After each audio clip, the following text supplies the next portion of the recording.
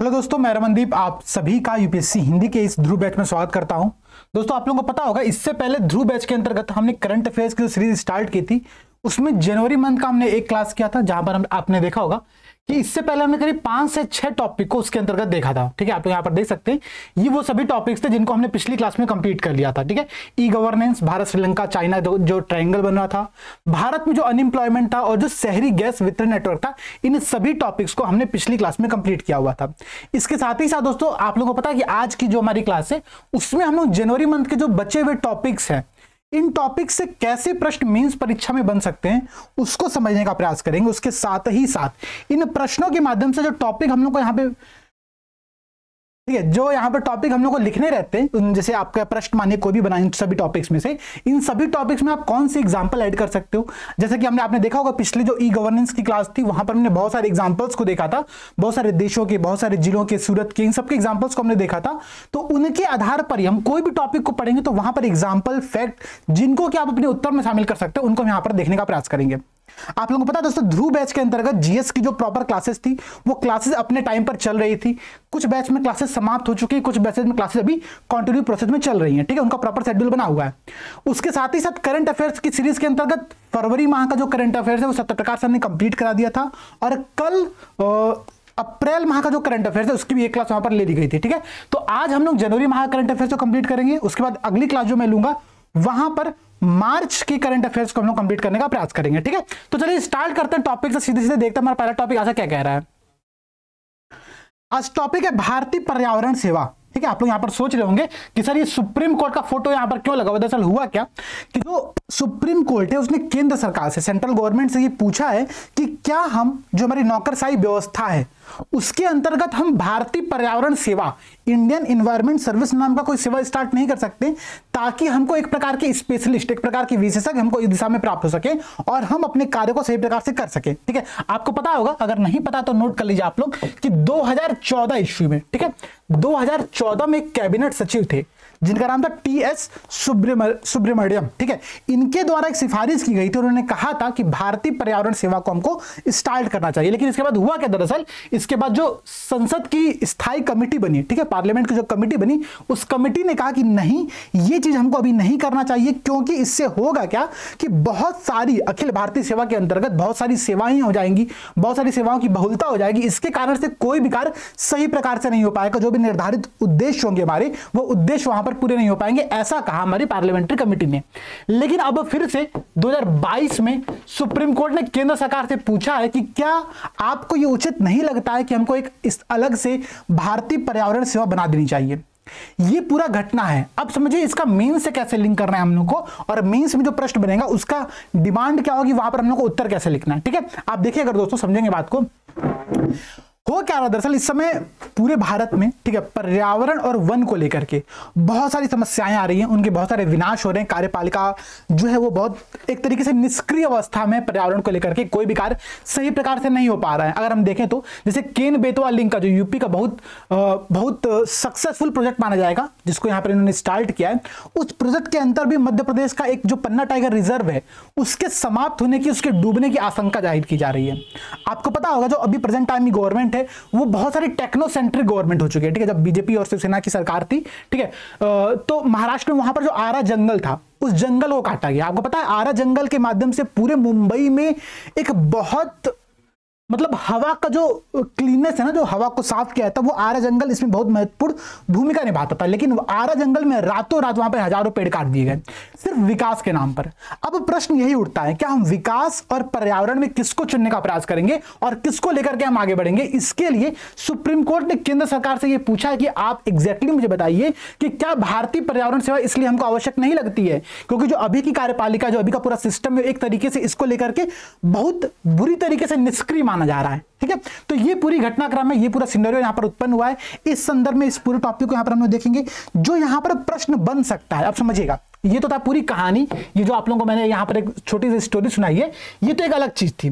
जो इंपॉर्टेंट प्रश्न है दोस्तों, प्रश्न ये है कि क्या भारतीय पर्यावरण सेवा आवश्यक है, और आवश्यक है तो क्यों है। इस संदर्भ में अगर प्रश्न आता है मेंस की परीक्षा में तो आप लोग उसका उत्तर कैसे दोगे। ठीक है, तो देखिए कुछ बातों को समझने का प्रयास करिए। सबसे पहली बात जो हम लोग को समझनी है यहां पर, ठीक है, समझनी है दोस्तों कि अभी पर्यावरण को लेकर के बहुत सारी संस्थाएं कार्य कर रही हैं ऑलरेडी। ठीक है, आपको पता होगा एनजीटी है, ठीक है, नेशनल ग्रीन ट्रिब्यूनल जो है एनजीटी भी कार्य करता है। इसके अलावा वायु गुणवत्ता प्रबंधन एक आयोग है, वो भी कार्य कर रहा है।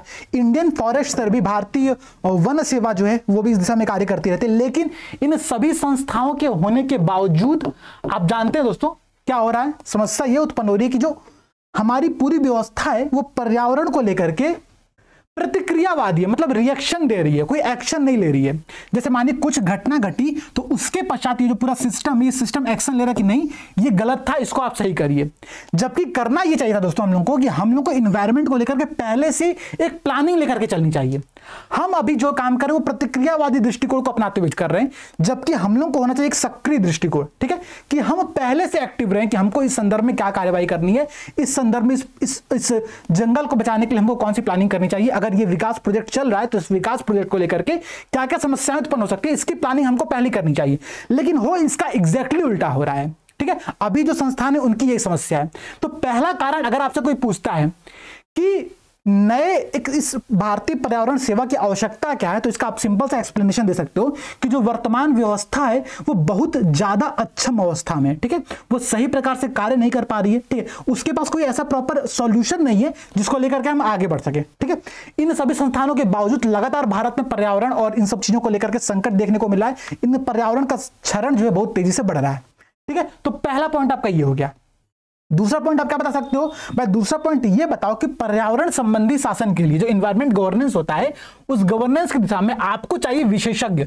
बिना विशेषज्ञ के आप थोड़ी कार्य कर सकते हो। ये बताओ भाई कि अगर कोई व्यक्ति कोई आईएएस अधिकारी बनता है, वो इतिहास उसका वैकल्पिक विषय था, उसने अपनी पूरी स्नातक इतिहास और इन सब आर्ट साइड के सब्जेक्ट को लेकर की है। ठीक है, ऑब्वियसली वो अधिकारी है, लेकिन उसके कंपैरिजन में एक व्यक्ति ऐसा है जिसने पर्यावरण क्षेत्र में प्रॉपर अपनी स्टडी की हुई है, इन्वायरमेंट के पूरे टॉपिक को पढ़ा है, कैसे उनका मैनेजमेंट किया जा सकता है, कैसे उसको हम सही प्रकार से आगे डेवलप कर सकते हैं। तो इन दोनों व्यक्तियों में से कौन सबसे अच्छा इन्वायरमेंट गवर्नेंस को लेकर के आगे बढ़ सकता है? ऑब्वियसली जो विशेषज्ञ होगा, जो स्पेशलिस्ट होगा, वो इस दिशा में अच्छा कार्य कर सकता है। ठीक है, तो हम लोग को जो यहां पर बात समझनी है दोस्तों, बात ये समझनी है कि अगर हमको चाहिए इन्वायरमेंट गवर्नेंस सही प्रकार से, ठीक है, तो हमको उसके लिए एक प्रकार की ऐसा सिस्टम चाहिए जहां पर विशेषज्ञ हो, पर्यावरण संबंधी ज्ञान के विशेषज्ञ हो, न कि सिर्फ सिंपल कोई अधिकारी हो। ठीक है, तो ये दूसरा आप पॉइंट यहां पर एक्सप्लेन कर सकते हो। तीसरा जो आप पॉइंट एक्सप्लेन कर सकते हो, आप एक्सप्लेन ये कर सकते हो कि वर्तमान जो निगरानी तंत्र है, ठीक है, जैसे मैंने एनजीटी और आईएफएस के बारे में बताया था, इसके अलावा आप जो वायु गुणवत्ता प्रबंधन आयोग है उसकी बात भी यहां पर कर सकते हैं। ठीक है, रिसेंट में इसकी स्थापना की गई थी। इन सभी के द्वारा जो निगरानी तंत्र है वो उतना सही प्रकार से कार्य नहीं कर रहा है, बहुत अकुशल तरीके से कार्य कर रहा है। तो एक समस्या आपके सामने ये देखने को मिलती है। ठीक है, इसके अलावा अगर यहां पर आप तीसरा समस्या बताओगे, तीसरा समस्या आप ये बता सकते हो कि वर्तमान में जो नौकरशाही व्यवस्था है, ठीक है, जो पूरा ब्यूरोक्रेट सिस्टम है, वो सिस्टम के पास समय को लेकर के बहुत कमी देखने को मिले। ठीक है, इनके पास समय नहीं है, ये पहले से इतने सारे फाइल्स के अंदर दबे हुए हैं, इतने सारे कार्यों में बिजी हैं कि इनके पास पर्यावरण को लेकर के सोचने का ज्यादा पर्याप्त समय नहीं बचता है। ठीक है, अगर विकास और पर्यावरण में ये नौकरशाही पूरा ब्यूरोक्रेट विकास को चुनेगा तो पर्यावरण कहां जाएगा? इसलिए हमको एक ऐसा नया सिस्टम चाहिए जो कि सिर्फ और सिर्फ पर्यावरण गवर्नेंस के बारे में सोच रहा हो। ठीक है, तो ये भारतीय पर्यावरण सेवा की आपकी तीसरी रिक्वायरमेंट की शर्त हो सकती है यहां पर। ठीक है, इसके अलावा सिंपल सा मैंने आपको एक बताया था कि प्रतिक्रियावादी की जगह सक्रियवादी दृष्टिकोण हमको चाहिए, तो आप उसको यहां पर एक्सप्लेन कर सकते हो। ठीक है, फिर आप बता सकते हो कि जो अभी हमारा अर्ली वार्निंग सिस्टम है, ठीक है, वो सही प्रकार से स्थापित नहीं। कोई भी आपदा हो, बाढ़, सूखा, इन सब को लेकर के जो हमारा अर्ली वार्निंग सिस्टम सही प्रकार से स्टेब्लिश नहीं है, तो इसकी दिशा में हमको काम करने के लिए जो ह्यूमन डिजास्टर्स है उनको रोकने के लिए भी एक प्रकार की ऐसा सिस्टम चाहिए जो कि इन सब कार्यों में सही प्रकार से कार्य कर सके। ठीक है, तो ये कुछ पॉइंट आपके हो गए। ठीक है, मैंने यहां पर 4 के 5 पॉइंट करीब आप लोगों को बताया है। ये 4-5 पॉइंट अगर आप एक्सप्लेनेशन के साथ कुछ रिजेंट के एग्जांपल्स के साथ आप ऐड करते हो तो आपका आंसर क्या होगा? प्रॉपर सुंदर हो जाएगा, और एग्जामिनर को पढ़ करके लगे कि हाँ, स्टूडेंट को प्रॉपर इस पूरे केस का, पूरी घटनाक्रम का सिनेरियो पता है कि क्या क्या चीजें हुई हैं। अगर ऐसा कोई प्रश्न आता है आपके सामने कि भारतीय पर्यावरण सेवा की आवश्यकता क्या है, तो तो आप क्या कर सकते हो, आप भूमिका में इंट्रोडक्शन में ये बता सकते हो सिंपल तरीके से कि भाई जो TSR सुब्रमण्यम की जो कमेटी थी, जो कैबिनेट सचिव थे, उनके द्वारा ये कहा गया था कि हमको एक भारतीय पर्यावरण सेवा की आवश्यकता महसूस हो रही है। ठीक है, आप ये बता सकते हो। आप ये बता सकते हो कि हाल ही में सुप्रीम कोर्ट ने केंद्र सरकार से ये पूछा है कि क्या हमको नौकरशाही व्यवस्था में भारतीय पर्यावरण सेवा को स्टार्ट नहीं करना चाहिए। तो इन दोनों पॉइंट्स अगर आप चाहो तो अपने इंट्रोडक्शन की शुरुआत कर सकते हो। तीसरा, आप एक काम और कर सकते हो, अगर इंट्रोडक्शन लिखना हो इस प्रश्न का तो आप ये लिख सकते हो कि भाई प्रेजेंट टाइम की जो नौकरशाही व्यवस्था है उसमें पर्यावरण को लेकर के बहुत सारी समस्याएं देखने को मिली। जैसे कि आप कुछ एग्जांपल दो कि इस टाइगर रिजर्व में ये समस्या देखने को मिली है, इस टाइगर रिजर्व में टाइगर कम हो रहे हैं, या फिर इस टोटल जंगल में ये जंगल चीजें कम हो रही है। तो आप कुछ एग्जांपल देकर के इंट्रोडक्शन दे सकते हो कि हाँ ये समस्याएं विद्यमान है, इसलिए हमको भारतीय पर्यावरण सेवा की एक आवश्यकता महसूस होती है, जिस पर सुप्रीम कोर्ट या फिर सुब्रमण्यम जी जो है इनके द्वारा सिफारिश की गई है। ठीक है, ये आपका प्रॉपर इंट्रोडक्शन हो सकता है। तो ये आपके कुछ पहले हैं, आप इनको शामिल कर सकते हो। यहां पर आप एक दो पॉइंट अगर अपने मन से चाहो तो ऐड कर सकते हो, जैसे कि अभी जो ग्लासगो समिट है, ठीक है, उस ग्लासगो समिट को पूरा करने के लिए भी हमको क्या चाहिए भाई, हमको एक प्रकार की खुद की ऐसी डेडिकेटेड सर्विस चाहिए, डेडिकेटेड लोग चाहिए जो कि प्रॉपर इस दिशा में कार्य कर रहे हो। ठीक है, वो ऐसा ना हो कि सिर्फ ब्यूरोक्रेट के अन्य कामों में बिजी हो और यहां पर टाइम जब बच रहा हो उनके पास तब यहां पर आके कार्य कर रहे हो, ऐसा ना हो। तो इन सब चीजों को ध्यान में रखकर आप कुछ यहां पर पॉइंट को एक्सप्लेन कर सकते हो कि ये सारी चीजें हमको इस संदर्भ में चाहिए होंगे। ठीक है, अब देखिए, तो ये तो रहा कि हमको भारतीय पर्यावरण सेवा चाहिए क्यों। हालांकि सुप्रीम कोर्ट जो सेंट्रल गवर्नमेंट है वो अभी संदर्भ में कुछ कह नहीं रही है, लेकिन आप यहां पर कुछ अपने और सजेशन दे सकते हो। ये तो आपका हो गया मेन बॉडी इंट्रोडक्शन, अभी हमने देखा।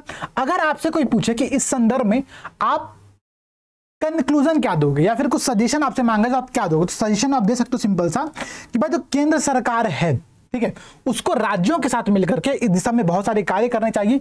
राज्यों और केंद्र, ठीक है, पहला सेशन मेरा ये होगा कि राज्यों और केंद्र दोनों को एक साथ बैठ करके इस दिशा में बहुत सारी बातचीत करके इस पर कोई निर्णय लेना चाहिए। पहला सेशन मेरा ये होगा। ठीक है, क्योंकि 2014 से ये सिफारिश की गई है, अभी तक ये सिफारिश पूरी नहीं हुई है। अच्छा, दूसरी बात, हमारे और आपके लिए तो फायदा होगा भाई कि इंडियन जो यूपीएससी का आप एग्जाम देते हो वहां पर सीट बढ़ जाएगी। ठीक है, अगर कोई नई सर्विस क्रिएट होती है तो आपके लिए सीट बढ़ जाएगी।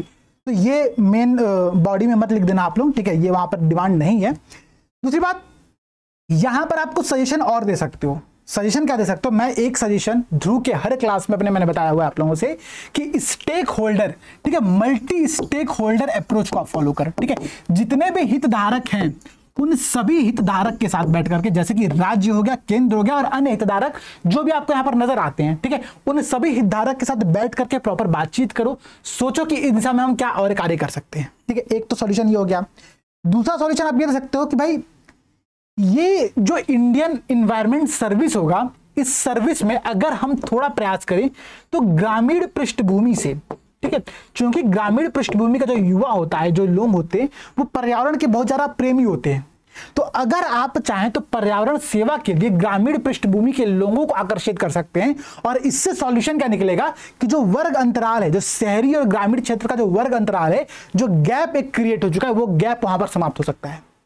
तो अगर आप इस प्रकार से इस इंडियन एनवायरनमेंट सर्विस को प्रॉपर एक्सप्लेन कर दोगे, आपका आंसर 150 शब्द 200 शब्द का जो भी क्वेश्चन की डिमांड होगी, आप वहां पर इतना कंटेंट यहां पर आपको मिल चुका है कि आप वहां पर उसको फिल कर सको। ठीक है, तो मेरा कहने का मतलब यह था कि आप यहां पर जितने पॉइंट डिस्कस किया गया है उन एग्जांपल्स को आप लोग नोट कर सकते हो। ठीक है, और एग्जांपल एक बात और ध्यान रखना, अगर आपसे ये पूछता है कि इंडियन एनवायरनमेंट सर्विस क्रिएट करने की आवश्यकता क्यों है, तो क्यों आवश्यकता है वो तो हमने डिस्कस किया था इससे पहले वाली क्लास में। ठीक है, ये वाली जो हमारी क्लास थी यहां पर हमने देखा था इस टॉपिक के अंतर्गत कि क्या क्या आवश्यकताएं हैं। लेकिन आप चूंकि एक ब्यूरोक्रेट बनना चाहते हो, आप वो एग्जाम दे रहे हो जहां पर आपको प्रशासन संभालने का मौका मिलेगा, तो आप सिर्फ समस्या पर बात मत करो, सिर्फ आवश्यकता पर बात मत करो, आपको यहां पर कुछ सॉल्यूशन देने पड़ेंगे।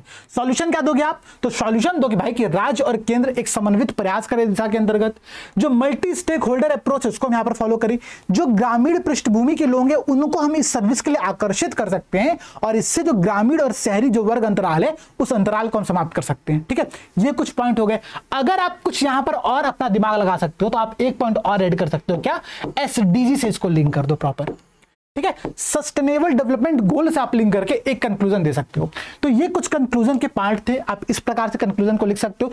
जरूरी बिल्कुल नहीं कि आप सारे पॉइंट को यहां पर लिखो, आप इसमें से एक दो पॉइंट को पिक करके अपना कंक्लूजन 25 से 20 शब्दों में लिख सकते हो। ठीक है, तो ये आपकी यहां पर अप्रोच होगी। अब हम आ जाते हैं हमारे अगले टॉपिक पर। मैं उम्मीद करता हूं कि यहां पर जो चीजें डिस्कस हो रही हैं वो आप लोगों को समझ में आ रही होंगी। ठीक है, क्योंकि देखिए चूंकि अब मेंस का एग्जाम नजदीक आ चुका है, हालांकि प्रीलिम्स का भी रिजल्ट आया नहीं है, लेकिन उम्मीद है कि 1 से 2 दिन के अंतर्गत तो रिजल्ट आ जाएगा आप लोगों के पास। ठीक है, रिजल्ट आने के बाद ही आप लोग मेंस के लिए और ज्यादा फोकस्ड हो जाओगे। तो मैं ये चाहता हूं कि उससे पहले आपका जो पूरा जीएस का पोर्शन था, ठीक है, जो जीएस स्टैटिक का पोर्शन था, वो सारे स्टैटिक के पोर्शन आप लोग कंप्लीट हो चुके हैं। करंट अफेयर्स कुछ बचा रहे आप लोगों के लिए, तो करंट अफेयर्स हम लोग रेगुलर वीक में एक एक दो क्लास लेकर के आपका पूरा करंट अफेयर्स अगले महीने तक कंप्लीट करा देंगे। ठीक है, हालांकि उद्देश्य है कि जनवरी तो हो ही चुका है, जनवरी मतलब हो रहा है आप लोगों का कंप्लीट हो जाएगा। फरवरी क्लास पूरी हो चुकी, 2.5-3 घंटे की वो क्लास थी सत्यप्रकाश सर के द्वारा, वो कंप्लीट हो चुकी है। उसके बाद कल एक क्लास और हुई थी आप लोगों की अप्रैल में एक क्लास और बची हुई, जहां तक मुझे आइडिया लग रहा है। तो उसके बाद हम लोग मई और जून इन 2 महीनों के भी करंट अफेयर्स के टॉपिक को देखेंगे और प्रॉपर चीजों को कंप्लीट करेंगे। ठीक है, इसके अलावा आप लोगों को पता होगा मेंस 365 की भी बुक आई थी, गौरव सर ने और डिस्कस किया था कि कैसे पढ़नी है। अगर आप लोग चाहें तो मेंस 365 की उस बुक को पढ़ सकते हैं, शानदार बुक है, उसमें भी कंटेंट बहुत सारे अच्छे दिए हुए हैं। ठीक है, चलिए देखिए अगला जो हमारा प्रश्न है वो बहुत बेसिक टॉपिक है। दरअसल इस टॉपिक पर हमने बहुत बार चर्चा किया हुआ है। ठीक है, मैं कहूंगा ध्रुव बैच में तो मैंने एग्जैक्टली इस टॉपिक पर कई बार डिस्कशन किया हुआ था। इसका जितना भी बेसिक कॉन्सेप्ट था, ठीक है, वैश्वीकरण को लेकर के जितना भी बेसिक कॉन्सेप्ट था वो हमने प्रीवियस क्लास में देखी हुई है। यहां पर हम उसके पूरे बेसिक चीजों को नहीं समझेंगे, हम ये समझने का प्रयास बिल्कुल नहीं करेंगे कि वैश्वीकरण क्या होता है, इसका समाज पर, युवाओं पर, महिलाओं पर क्या प्रभाव पड़ता है, बच्चों पर क्या प्रभाव पड़ता है, ये हम यहां पर नहीं देखेंगे। ठीक है, अर्थव्यवस्था पर क्या प्रभाव पड़ता है उसको हम यहां पर नहीं देखेंगे। यहां पर जो प्रश्न है वो प्रश्न दूसरा है। प्रश्न ये देखने को मिला दरअसल कि हाल ही में आपने पता होगा आप लोगों को कोविड-19 के बाद से हुआ क्या कि थोड़ा सिचुएशन चेंज हुई है। ठीक है, वैश्वीकरण की जो डिमांड थी वो डिमांड घटने लगी है। हुआ क्योंकि आप देखिए वैश्वीकरण के 3 पार्ट होते हैं। ठीक है, आप लोगों को पता होगा आर्थिक वैश्वीकरण, ठीक है, सामाजिक वैश्वीकरण और राजनीतिक वैश्वीकरण। अगर हम वैश्वीकरण को बेसिक से डिवाइड करें तो हम इन 3 पार्ट में डिवाइड कर सकते हैं।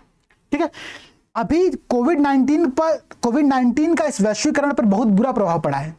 प्रभाव ऐसे पड़ा कि सामाजिक वैश्वीकरण तो बहुत बुरी तरीके से समाप्त हो गया। आपको पता है कि घरेलू और अंतर्राष्ट्रीय जो यात्राएं थी उन यात्राओं पर प्रतिबंध लगा दिया गया। ठीक है, तो लोग एक देश से दूसरे देश नहीं जा पाए, ना तो पर्यटन के उद्देश्य, ना तो स्टूडेंट एजुकेशन के पर्पज से वहां पर जा पा रहा था, और ना ही कोई व्यक्ति जॉब के पर्पज से दूसरे कंट्री में जा पा रहा था, क्योंकि सारी जो हवाई यात्राएं थी वो सारी बंद कर दी गई थी।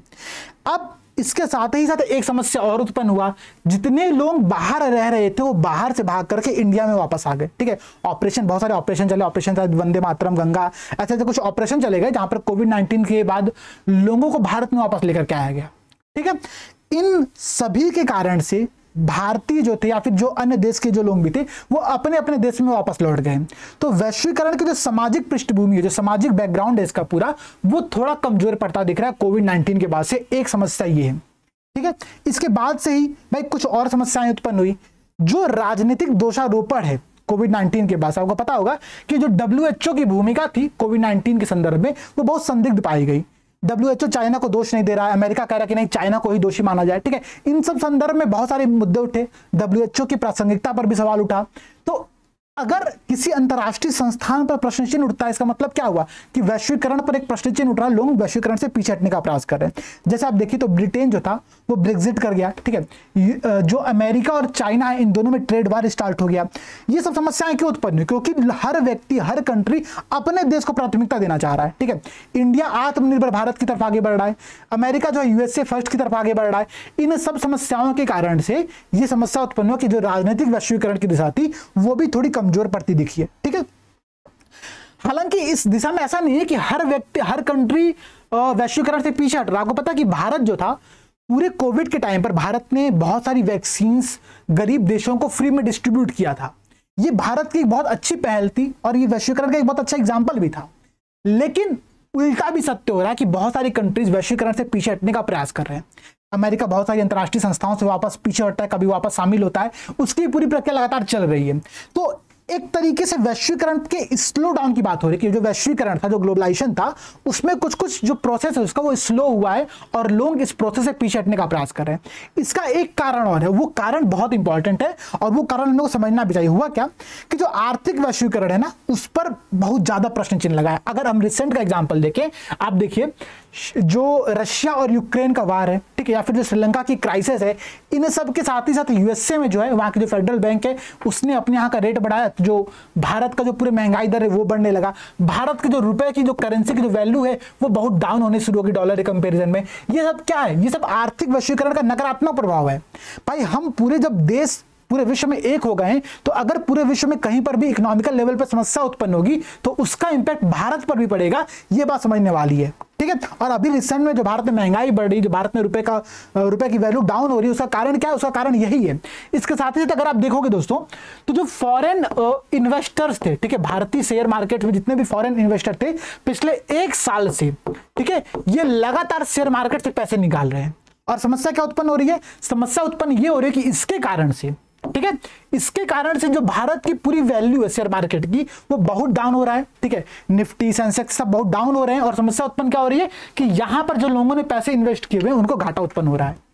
ये क्या समस्या? समस्या का रीजन सिंपल सा ये कि हमने वैश्वीकरण को इस तरीके से बढ़ा दिया था कि एक देश के प्रभाव दूसरे देश पर भी पड़ने लगे हैं, ठीक है। तो आर्थिक, सामाजिक और राजनीतिक तीनों स्तर पर जो वैश्वीकरण है वो पूरा प्रोसेस स्लो डाउन हुआ है, ठीक है। मैं उम्मीद करता हूं कि ये जो यहां पर मैंने आपको समझाने का प्रयास किया कि ग्लोबलाइजेशन का जो पूरा प्रोसेस है वो स्लो हुआ है, वो आप लोगों को समझ में आया होगा, ठीक है। हालांकि जो ग्लोबलाइजेशन क्या है, वैश्वीकरण क्या है, उसका पूरा इंपैक्ट क्या पड़ता है, सिलेबस के पॉइंट से कैसे लिंक है, वो सब हमने इससे प्रीवियस की क्लास में डिस्कस किया हुआ है। जिसने भी ध्रुव बैच को ज्वाइन नहीं किया होगा, अगर आपको ज्वाइन करना है ध्रुव बैच, तो आप जो हमारे डिस्क्रिप्शन बॉक्स में नंबर दिया होगा आप वहां पे कॉन्टेक्ट करके ध्रुव बैच को ज्वाइन कर सकते हैं, ठीक है। साथ ही साथ अगर आपने ध्रुव बैच से आंसर राइटिंग कर लिया, मतलब आंसर राइटिंग का अप्रोच को सीख लिया है, अब आप चाहते हो कि आप उसका प्रैक्टिकल कर सको, ठीक है, तो प्रैक्टिकल करने के लिए रिसेंट में हमने सृजन, जो हमारा डेली आंसर राइटिंग प्रोग्राम है, उसकी भी हमने शुरुआत कर दी है, ठीक है। दोनों बैच अपनी फुल गति से स्टार्ट हो चुका है। सृजन की 28 या 29 तारीख से वो बैच स्टार्ट हो रहा है प्रॉपर रूप से। तो अगर आप लोग ज्वाइन करना चाहते हो तो आप दोनों बैच ज्वाइन कर सकते हो, जिनको ज्वाइन करना है, ठीक है। बाकी यहां पर जो इस क्लास के अंतर्गत हम चीजों को देख रहे हैं वो तो प्रॉपर करंट अफेयर्स की लिंक है, यहां पर उन सब चीजों से कोई मतलब नहीं है, ठीक है। अब थोड़ा बात को और समझने का प्रयास करिएगा। ऐसा नहीं कि वैश्वीकरण का जो पूरा प्रोसेस है वो अभी स्लो डाउन हुआ है। मैंने आपको अभी एग्जांपल दिया कि ब्रेक्जिट जो था वो कोविड-19 का जो प्रभाव है वो अभी नहीं पड़ना स्टार्ट हुआ है, इससे पहले भी वैश्वीकरण धीमे हो चुका था। ब्रेक्जिट की जो पूरी घटना है वो कोविड-19 से पहले की घटना है, ठीक है। यूएसए के द्वारा कई अंतर्राष्ट्रीय संस्थाओं से अपना हाथ वापस लेना, यह भी पहली घटना है। पेरिस क्लाइमेट समझौता हो या फिर बाकी अन्य समझौते हो, वहां से जो यूएस ने पहल की थी वो पहली घटना है। तो इसका मतलब है कि कोविड-19 से पहले भी वैश्वीकरण स्लो हो रहा था। हालांकि कोविड-19 ने उस पूरी प्रक्रिया को एक्सीलरेट कर दिया, ठीक है, उसने एक त्वरण प्रदान कर दिया उस पूरी प्रक्रिया को, ताकि वो पूरी प्रक्रिया बहुत तेजी से एक ऐसे सिस्टम पर पहुंच गई जहां पर जो संक्रमण बिंदु है वो बहुत हाई लेवल का हो चुका, और यहां से अब प्रॉपर स्लो डाउन होना तय है, ठीक है। तो ये पूरी घटना आप लोगों को समझ में आ रही होगी, ठीक है। अब जो प्रश्न उठता है, प्रश्न ये उठता है कि वैश्वीकरण से असंतोष के और क्या क्या अन्य कारण हो सकते हैं, उन कारणों पर एक बार हम लोग विचार कर लेते हैं, ताकि हमको जो कंटेंट चाहिए, जो फैक्चुअल इंफॉर्मेशन चाहिए, वो आपको समझ में आ जाए। यहां पर आपने थ्योरेटिकल पॉइंट समझ लिया कि वैश्वीकरण स्लो हो रहा है, उसके कारण क्या क्या है वो यहां पर आपने देख लिया। इसके पीछे जो अन्य पॉइंट्स है उनको एक बार हम लोग देख लेते हैं, ताकि हमारे पूरे फैक्चुअल इंफॉर्मेशन तैयार हो जाए। अगर हमको अपने आंसर में इस टॉपिक से प्रश्न आता है तो हमको जो लिखना रहेगा वो हमारे यहां पर क्लियर रहे। अब देखिए, वैश्वीकरण से असंतोष के क्या क्या कारण अभी आपको लगते हैं। तो पहली बात तो अगर आप चाहो तो राजनीतिक, आर्थिक और सामाजिक इस प्रकार से डिवाइड करके अपने पूरे आंसर को लिख सकते हो। अगर आप उस तरीके से नहीं लिखना चाहते हो तो आप proper point wise bullet format में अपने मेन बॉडी को यहां पर आप लिख सकते हो, ठीक है। आप क्या बता सकते हो, बताओ भाई, कि वित्तीय क्षेत्र के वैश्वीकरण के कारण से जो वित्तीय जोखिम, जो फाइनेंशियल क्राइसिस की समस्या है वो एक साथ पूरे देशों में स्टैब्लिश हो रही है। आप यहां पर देखिए तो 1997 का जो एशियाई वित्तीय संकट था, या फिर 2008 की जो वैश्विक मंदी थी, उसका प्रभाव सिर्फ एक देश पर नहीं पड़ा, उसका प्रभाव उत्पन्न भले एक देश से हुआ हो, लेकिन उसका प्रभाव पड़ा पूरे विश्व पर। रिसेंट का जो एग्जांपल आप यहां पर, तो ये तो बहुत पुराना एग्जांपल दिया हुआ है, आप चाहो तो रिसेंट का 2022 का एग्जांपल दे सकते हो कि भारत में, ठीक है, रशिया और यूक्रेन वार का, श्रीलंका क्राइसिस का, यूएसए का पूरी जो वहाँ की मार्केट है उसका, इन सबका इंपैक्ट भारत की इकोनॉमी में पड़ रहा है। ये एक प्रकार का संकट दर्शाता है कि जो वित्तीय क्षेत्र है वो वैश्वीकरण के बाद से ज्यादा जोखिम के अंतर्गत शामिल हो चुका है। ठीक है, इस पर जोखिम सिर्फ एक देश का नहीं बाकी अन्य देशों का भी यहाँ पर विद्यमान हो चुका है। अगला यहाँ पर क्या पॉइंट दे रहा है कि अंतरराष्ट्रीय टैक्स हेवन विकल्पों का सृजन हुआ है। ठीक है, ऐसे कंट्रीज, ऐसे सेंटर्स डेवलप हुए जहां पर टैक्स हेवन किया सकता है, टैक्स को बचाया जा सकता है, चुराया सकता है। आपको पता है कि एक समस्या और उत्पन्न हो रही है। भारत से लोग पैसा बैंकों से ले रहे हैं और बैंकों से पैसा लेने के बाद भाग जा रहे हैं विदेश में। ठीक है, वहां पर जो है आपके एक ललित भैया हैं, वहां पर जाके सेल्फी डाल रहे हैं, फोटो डाल रहे हैं और आराम से चैन से जी रहे हैं। भारत के बैंकों से उन्होंने पूरा पैसा लिया, पैसा लेके यहाँ से गायब हो गए और वहां पर आके आराम मैस कर रहे हैं।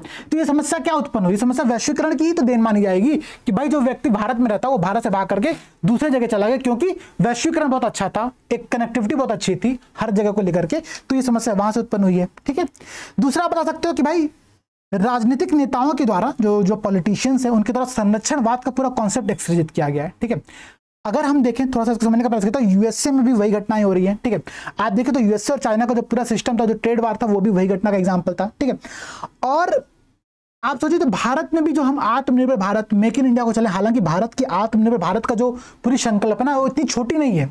भारत की संकल्पना बहुत बड़ी संकल्पना है। भारत ने वसुधैव कुटुंबकम के आधार पर इस पूरी संकल्पना को आगे प्रमोट किया हुआ है, लेकिन एक तरीके से दिखता वो भी यहीं पर है कि हम भी भारत के अंतर्गत ही प्राथमिकता देने का प्रयास कर रहे हैं।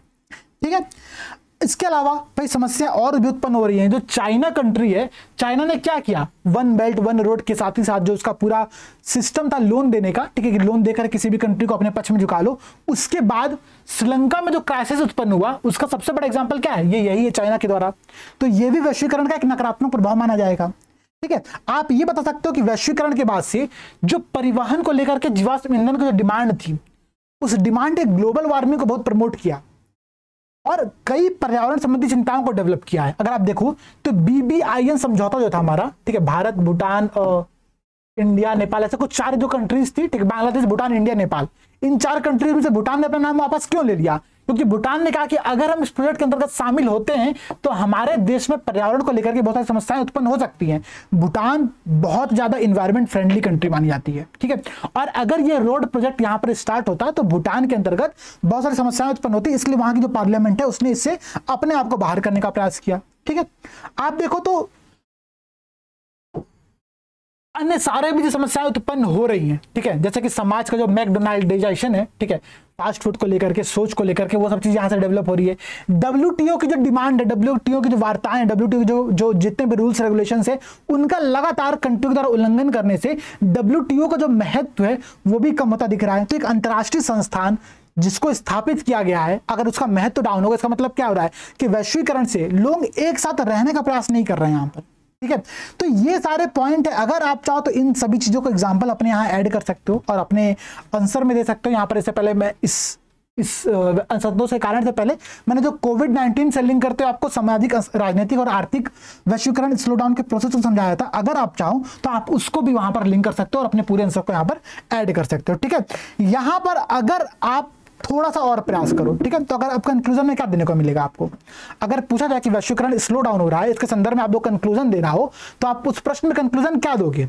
तो आप यहां पर सिंपल सा ही बता सकते हो कि जो वैश्वीकरण है, ठीक है, जो पूरा ग्लोबलाइजेशन है वो बराबरी के कॉन्सेप्ट पर डेवलप होना चाहिए। ठीक है, वो सामंजस्य के कॉन्सेप्ट पर डेवलप होना चाहिए, वो वसुधैव कुटुंबकम के जो सिद्धांत है उसके आधार पर बढ़ना चाहिए। ठीक है, ऐसा नहीं कि एक कंट्री बहुत नॉर्थ साउथ डिवीजन क्रिएट होता जा रहा हो। ठीक है, आपको नॉर्थ साउथ डिवीजन पता होगा कि इकोनॉमिकल लेवल पे हम पूरे विश्व को नॉर्थ और साउथ 2 पार्ट में डिवाइड करते हैं, एक विकसित और एक विकासशील या फिर अविकसित कंट्रीज के अंतर्गत रखते हैं।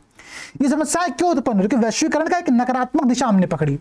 अगर हम वैश्वीकरण में हर कंट्री को समान मानेंगे, हर व्यक्ति को, हर देश को हम एक बराबरी का दर्जा देंगे, तो ये समस्या उत्पन्न नहीं होगी।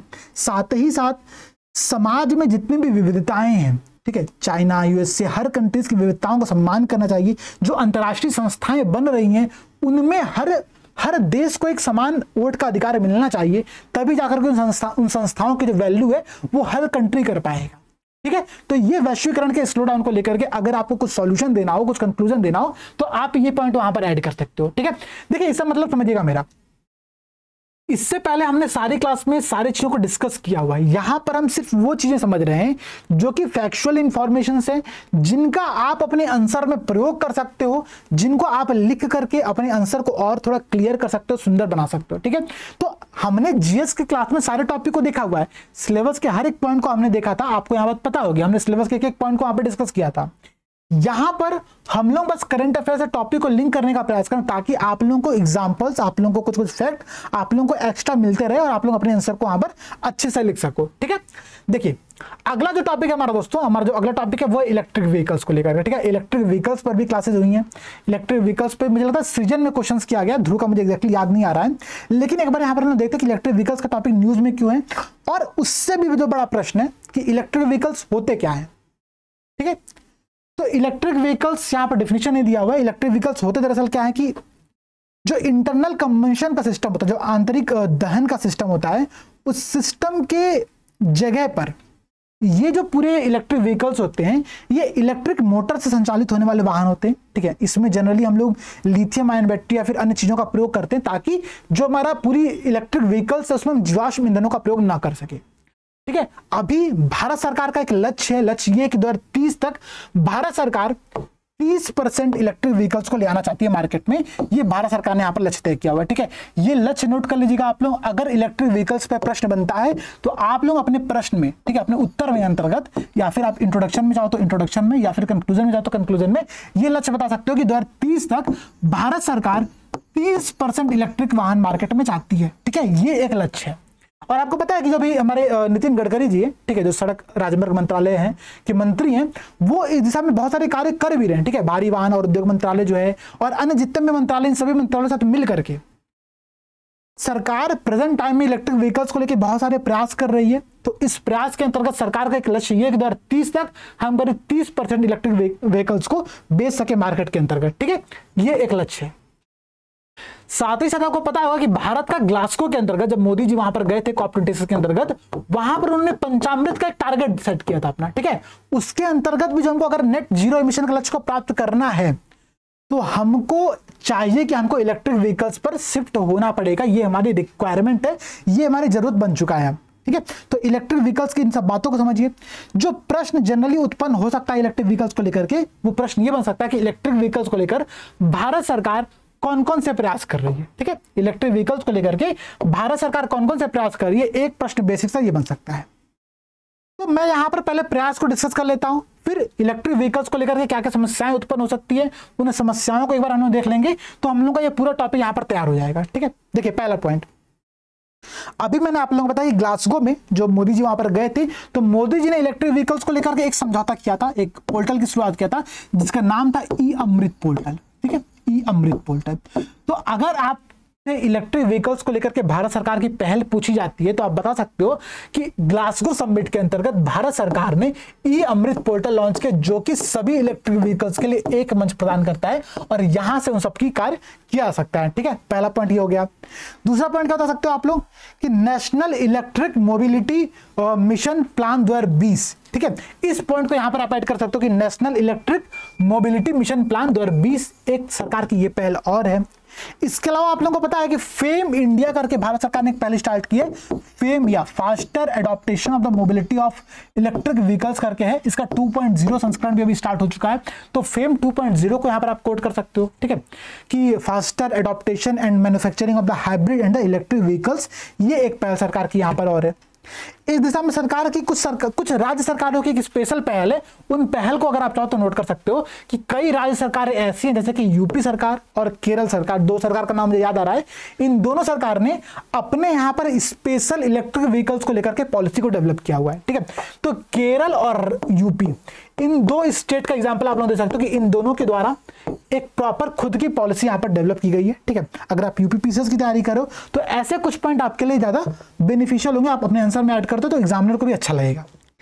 दूसरी बात, आप एक दो पॉइंट यहां पर ऐड ये कर सकते हो कि जो अन्य मंत्रालय हैं जैसे कि विद्युत मंत्रालय हुआ, ठीक है, minister of power, minister of housing and urban affairs, ठीक है, महुआ मंत्रालय, इन सभी मंत्रालय के द्वारा जो चार्जिंग अवसंरचना है, ठीक है, इलेक्ट्रिक व्हीकल्स अगर मार्केट में आएगा तो इलेक्ट्रिक व्हीकल्स को चार्ज करने का सिस्टम भी तो होना चाहिए भाई। पेट्रोल थोड़ी भरवा के हम उस गाड़ी को लेकर के आगे बढ़ेंगे, उसके लिए हमको चाहिए चार्जिंग सिस्टम। अभी चूंकि चार्जिंग सिस्टम भारत में हर जगह डेवलप नहीं हो पाया, सबसे बड़ी समस्या यही है। इलेक्ट्रिक व्हीकल्स को मार्केट में ले आने की सबसे बड़ी समस्या यह है कि अगर आप इलेक्ट्रिक व्हीकल्स लेकर के आते हो तो या तो आप उसको अपने घर पर चार्ज करो, या फिर जहां पर ऑफिस हो वहां पर आप चार्ज कर सकते हो, एक स्टेशन बना सकते हो। लेकिन सरकार की तरफ से कोई पब्लिक ऐसा सिस्टम अभी उतना डेवलप नहीं हुआ है। ये एक बहुत बड़ी समस्या इसके संदर्भ में यहाँ पर देखने को मिल रही है। हालांकि जो महुआ मंत्रालय है और जो विद्युत मंत्रालय है, वो दोनों ही इस दिशा में मिलकर कुछ प्रयास कर रहे हैं, चार्जिंग अवसंरचना को डेवलप करने का प्रयास कर रहे हैं। इसके अलावा मैंने आप लोगों को बताया कि भाई इलेक्ट्रिक व्हीकल्स में लिथियम आयन बैटरी का प्रयोग होता है, ठीक है। तो जो इसरो है, ठीक है, जो इसरो संस्थान है, इस संस्थान ने स्वदेशी रूप से लिथियम आयन बैटरी को डेवलप करने के बहुत सारे प्रयास की, बहुत सारे रिसर्च कर रही है। तो एक ये भी प्रयास यहां पर आप लोग शामिल कर सकते हो, ठीक है। ये सारे प्रयास क्या है? ये सारे प्रयास क्या है कि इलेक्ट्रिक व्हीकल्स को प्रमोट करने के लिए गवर्नमेंट कौन कौन से प्रयास कर रही है, उसको यहां पर आप लोग लिख सकते हो। इसके अलावा अगर आपको एक दो पॉइंट और याद आता है तो आप उसको भी अपने आंसर में शामिल कर लो। हालांकि यहां पर मैंने 6 पॉइंट बता दिया है, तो मेंस के आंसर के हिसाब से 6 पॉइंट आप लोगों के लिए बहुत है, पर्याप्त है। अगर ये 6 पॉइंट वहां पर आप लोग लिख करके आते हो तो ठीक है। अब हम लोग समझते हैं कि भाई ये तो हो गया भारत सरकार के प्रयास। इन प्रयासों के बावजूद भी कुछ कुछ समस्याएं उत्पन्न हो रही हैं। समस्याएं उत्पन्न वही हो रही है भाई कि भाई सिस्टम है नहीं और संरचना डेवलप हो नहीं पा रही है, ठीक है। और जो लागत है, जो प्रॉपर इसका कॉस्ट है, ठीक है, पहला जो कॉस्ट होता है इनिशियल कॉस्ट जिसको हम लोग कहते हैं, शुरुआती लागत कहते हैं, वो बहुत ज्यादा है अभी किसी भी सिस्टम को डेवलप करने को लेकर के, ठीक है। अगर हमको चार्जिंग अवसंरचना को डेवलप करना है, स्टेशन को डेवलप करना, तो उसके लिए जो भूमि आवंटन है वो आवंटन सही प्रकार से अभी हो नहीं पा रहा है, ठीक है। भूमि आवंटन का मुद्दा भारत में हर जगह रहता है। अगर आपसे किसी भी प्रोजेक्ट को लेकर के प्रश्न आता है तो आप वहां पर एक समस्या बता सकते हो कि भूमि आवंटन का मुद्दा यहाँ पर बहुत ज्यादा लेवल पर व्याप्त देखने को मिलता है, ठीक है। वित्त की उच्च लागत है भाई, बैंक और अन्य जो वित्तीय संस्थान होते हैं वो अभी यहाँ पर प्राइमरी सेक्टर लैंडिंग के तहत यहाँ पर ज्यादा लोन दे नहीं रहे हैं। तो एक समस्या ये भी डेवलप हो रही है भाई कि इनको जो लोन मिल रहा है, एक तो पहले पता लोन ज्यादा मिल नहीं रहा है, लोन मिल रहा है तो बहुत ज्यादा उनको इंटरेस्ट चुकाना पड़ रहा है। एक समस्या ये है, ठीक है। इसके साथ ही साथ एक समस्या और है। समस्या क्या है भाई कि जो प्रशासनिक मंजूरियां हैं, ठीक है, जितने भी प्रशासनिक रिक्वायरमेंट होती है पहल की, वो स्टेप्स की, ठीक है, कि भाई किसी भी चीज को फॉलो करने के लिए आपको एक प्रोसेस होता है, उस प्रोसेस से गुजरने में बहुत लंबा टाइम लग रहा है और प्रशासनिक देरी बहुत ज्यादा हो रही है। एक समस्या यहां पर आप लोग ये बता सकते हो। तो इस प्रकार से ई चार्जिंग स्टेशन को लेकर के जितनी समस्याएं उत्पन्न हो रही है उसको आप यहां पर ऐड कर सकते हो, ठीक है। और आप अपनी सारी पॉइंट को यहां पर ऐड कर सकते हो। जैसे हमने आपसे डिस्कस कर लिया कि इलेक्ट्रिक व्हीकल्स क्या होता है, भारत सरकार का लक्ष्य क्या क्या था, इलेक्ट्रिक व्हीकल्स को लेकर भारत सरकार कौन कौन से प्रयास कर रही है, क्या क्या समस्याएं उत्पन्न हो रही है, ठीक है। समस्याओं में तो एक सिंपल सा और अप्रोच है भाई, हमने तो बाधाओं को लेकर के, चुनौतियों को लेकर के एक सबसे सिंपल अप्रोच सीखा हुआ है, क्या 4A का अप्रोच, ठीक है। इस 4A के अंतर्गत जो भी पॉइंट आप लोगों को समझ में आए वो 4A के अंतर्गत शामिल करो, 4 पॉइंट तैयार होगा, आपका आंसर बेहद सुंदर बन जाएगा, ठीक है। तो आप चाहो तो इस 4A के अंतर्गत भी अपने टॉपिक को यहाँ पर ऐड कर सकते हो। दूसरी बात ये तो हो गया आप लोगों का इलेक्ट्रिक व्हीकल्स का टॉपिक। अब ऐसा नहीं है कि भाई समस्याएं हैं, चूंकि डेवलप नहीं हो पा रहा है उतना चार्जिंग स्टेशन, तो उसके लिए प्रयास क्या करना चाहिए हम लोग को। तो प्रयास करने का सबसे कुछ सिंपल स्टेप्स हैं, आप बता सकते हो सिंपल सा कि भाई जो आत्मनिर्भर भारत स्कीम है, ठीक है, उसके अंतर्गत हम लोगों को राज्य सरकारों के साथ मिलकर के बैटरी विनिर्माण पर बहुत सारे कार्य करने चाहिए। और बैटरी जो लिथियम आयन बैटरी है या फिर जो भी बैटरी यहाँ पर प्रयोग की जाएगी उसको लेकर के हम कुछ एक ऐसा सिस्टम डेवलप करें कि भारत में उसका निर्माण हो सके। पहली समस्या ये है। दूसरी समस्या है कि भाई हमको गैर वित्तीय प्रोत्साहन देना चाहिए। गैर वित्तीय प्रोत्साहन क्या होता है भाई, तो अगर मैं सही इंग्लिश ट्रांसलेशन कर रहा हूँ तो नॉन फाइनेंशियल जो इंसेंटिव्स दिए जाते हैं उनकी यहाँ पर बात की जा रही है। जैसे समझिए कि भाई अगर कोई व्यक्ति इलेक्ट्रिक व्हीकल से जा रहा है तो उसके लिए प्राथमिकता मार्ग तय करना चाहिए, टोल टैक्स पर उसको कम टोल लगना चाहिए, ठीक है, जहाँ टोल स्टेशन होते हैं वहां पर। इलेक्ट्रिक व्हीकल्स के लिए स्पेशल रिजर्व्ड पार्किंग का सिस्टम होना चाहिए कि अगर वो कहीं पार्क करने जा रहे हैं गाड़ी को तो ऐसा ना हो कि उनकी पार्किंग फुल हो चुकी हो, उनके लिए प्रॉपर स्पेशल पार्किंग व्यवस्था हो, जहाँ पर पार्किंग की व्यवस्था हो वहां पर चार्जिंग का सिस्टम भी लगा हो। तो ऐसे कुछ सिस्टम आप बता सकते हो कि इलेक्ट्रिक व्हीकल्स को खरीदने पर सरकार को बहुत ज्यादा सब्सिडी देना चाहिए। सरकार को फेम 2 के अंतर्गत जो उपभोक्ताएं हैं उन उपभोक्ताओं को, जो कंज्यूमर्स, उनको कुछ अन्य सुविधाएं देनी चाहिए। सड़क पर टैक्स लगता है, रोड टैक्स कम करना चाहिए वहां पर। तो ऐसे कुछ पॉइंट बता करके आप इलेक्ट्रिक व्हीकल्स की दिशा में जो कार्य किया जाना चाहिए, आगे किया जाना चाहिए, उसको यहां पर आप ऐड कर सकते हो, ठीक है। है। तो ये इलेक्ट्रिक व्हीकल्स का पूरा सिस्टम था, ठीक है। इलेक्ट्रिक व्हीकल्स के अंतर्गत जितने पॉइंट बन सकते थे उन पॉइंट को यहाँ पर हमने देखा। इससे पहले ये टॉपिक बहुत कॉमन है, इससे पहले टॉपिक डिस्कस किया गया होगा कहीं ना कहीं पर। तो वहां से आप लिंक करते हुए जितने यहाँ पर इंफॉर्मेशन आज मैंने आप लोगों को दिए, जितने फैक्चुअल इंफॉर्मेशन मैंने आप लोगों को दिए, उन सभी को आप लोग यहाँ पर नोट कर सकते हो, ठीक है। उसके बाद अगर आप देखो दोस्तों यहाँ पर, तो हमारा जो अगला टॉपिक है वो आदि शंकराचार्य को लेकर के, ठीक है। यहां पर हम लोग दो टॉपिक डिस्कस करेंगे। एथिक्स के टॉपिक है आदि शंकराचार्य और मेटावर्स को लेकर के, ठीक है। ये दोनों टॉपिक हमारे लास्ट टॉपिक होंगे इस संदर्भ में। इन दोनों टॉपिक में देखने का प्रयास करते हैं। पहली बात तो आदि शंकराचार्य न्यूज क्यों रहा, तो दरअसल आदि शंकराचार्य जी जो हैं इनका जन्म करीब 800 ईस्वी के अराउंड में हुआ था, 788 ईस्वी के अराउंड में हुआ था, और केरल में इनका जन्म हुआ था। ऐसा कहानी कहा जाता है कि जब इनका जन्म हुआ था तो जन्म के पश्चात जब ये शायद 7 या 8 वर्ष के थे उस टाइम पे, तो एक मगरमच्छ ने इनको नदी में नहाते समय पकड़ लिया था, ठीक है। और मगरमच्छ इनको छोड़ने को लेकर के तब तक इनकार करता रहा जब तक कि इनकी माता इनको सन्यास का परमिशन नहीं दे देती है, ठीक है। तो आदि शंकराचार्य को कहा था कि आदि शंकराचार्य ने सन्यास धर्म को अपनाने के लिए ऐसे कुछ कहानी गढ़ी थी, ठीक है, कि मगरमच्छ ने पकड़ लिया है, अगर माता आप परमिशन दे दोगी मुझे तो मैं जाकर के सन्यास ग्रहण कर लूंगा। और ये 7 या 8 साल का एक बालक है जो कह रहा है। इनकी पूरी उम्र करीब 33 साल की थी। इन्होंने इतने अपने जीवन में 33 साल की उम्र तक इन्होंने इतने सारे कार्य कर दिए थे कि उनको आज हम लोग को पढ़ना पड़ रहा है यहाँ पर। आप सोचो हमारी उम्र आपकी उम्र कितनी हो जाती है और हम लोग अभी क्या कर रहे हैं, ये हमको और आपको सोचना चाहिए एक बार। आदि शंकराचार्य ने 33 वर्ष की उम्र में केदारनाथ में समाधि ग्रहण कर लिया था। और अभी रिसेंट में यहीं पर सरकार ने क्या किया है, मोदी जी खुद गए थे इस केदारनाथ में, और आदि शंकराचार्य की स्टैच्यू का वहां पे शिलान्यास किया गया, उनको स्थापित किया गया, ठीक है। इस कारण से ये पूरा टॉपिक न्यूज में, अगर आप लोग थोड़े बेसिक टॉपिक इनके संदर्भ में देख लोगे, क्योंकि कई बार एथिक्स में से पूछा जाता है कि निम्न महापुरुष के बारे में आप क्या समझते हैं, इनकी क्या राय है, इनके विचारों को एक्सप्लेन करिए, इनके विचार आज कहाँ तक प्रासंगिक है। ऐसे ऐसे प्रश्न बनते रहते हैं। तो एथिक्स के पॉइंट ऑफ व्यू से इन पूरे टॉपिक को यहाँ पर हम लोग देखेंगे, ठीक है। आपको पता होगा कि जो आदि शंकराचार्य थे, ठीक है, आदि शंकराचार्य ने अद्वैतवाद के सिद्धांत को प्रतिपादित किया था, ठीक है। और अद्वैतवाद का सिद्धांत वही कहता है भाई कि कोई भी चीज दो नहीं है, सब एक चीज है, बाकी सब चीजें मिथ्या व्याप्त होती हैं, ठीक है। इन्होंने कहा था कि ब्रह्म सत्यम जगन मिथ्या जीवो ब्रह्मेव नापरा, ठीक है। अर्थात क्या है कि ब्रह्म वास्तविक है, ब्रह्मांड पूरा मिथ्या है, अगर आपको मानना तो जीव ही ब्रह्म है और इससे भिन्न कोई भी चीज नहीं, अद्वैत कुछ भी नहीं है, ठीक है। मतलब जो भी चीजें सब एक हैं, ये बात आदि शंकराचार्य ने अपने अद्वैतवाद के पूरे सिस्टम के अंतर्गत कही थी, ठीक है। इनकी जीवन में इन्होंने और कौन कौन से कार्य किए थे उसके बारे में यहाँ पर देख लेते हैं। और यहाँ पर एक बात आप लोग समझिएगा, ये वही दौर था जब बौद्ध धर्म जैन धर्म थोड़ा तेजी से बढ़ रहा था भारत के अंतर्गत। तो आदि शंकराचार्य ने हिंदू धर्म के अंतर्गत जितनी समस्याएं व्याप्त थी उस टाइम में, उन सभी समस्याओं को दूर करने का प्रयास किया, अगर मैं ऐसा कहूं तो।